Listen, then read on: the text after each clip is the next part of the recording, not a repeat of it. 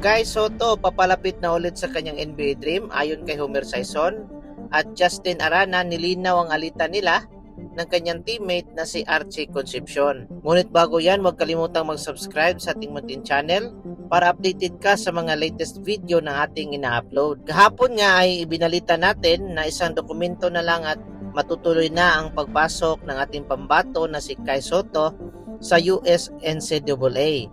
At sa post ng X account ng sports analyst na si Homer Sison ay binahagi nga nito na sa bagong eligibility rule ng NCAA na tinatawag nila na NIL player, kita na naman ang ating pambato na si Kai Soto.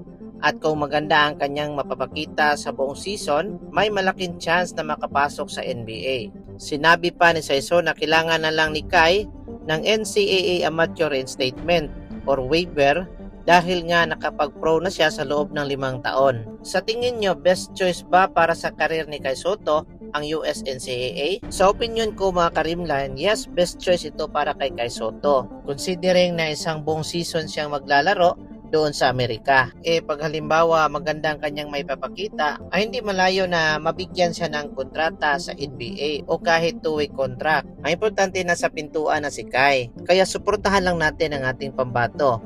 At tiwala naman tayo sa gabay ng kanyang kampo at sa kanyang agent. Samantala, Justin Arana ng Converge nagpaliwanag sa kanyang interview tungkol sa muntikang suntukan nila ng kanyang teammate na si Archie Concepcion. Sa gitna ng laban ng Converge kontra Macau ay kitang-kita sa kanilang bench ang sagutan ng dalawa at agad naman itong pinaghihiwalay ng kanilang teammate. Ano naman kayo ngayon?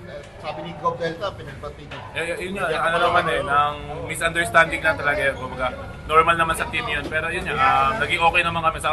Matagal na kami teammates, college pa lang eh. Kaya sabi ko nga, Chip, maano lang yan, misunderstanding. Wala naman tayong, talagang, mali, lang, parang di lang namin naiintindihan yung isa't isa. Pero yun nga, end of the day, after the win, talagang magbabati pa rin naman kami kasi sabi ko nga kay Archie, tagal na tayo magkasama, akin yun. So, kailangan lang natin mag-regroup and syempre, manalo para sa next game.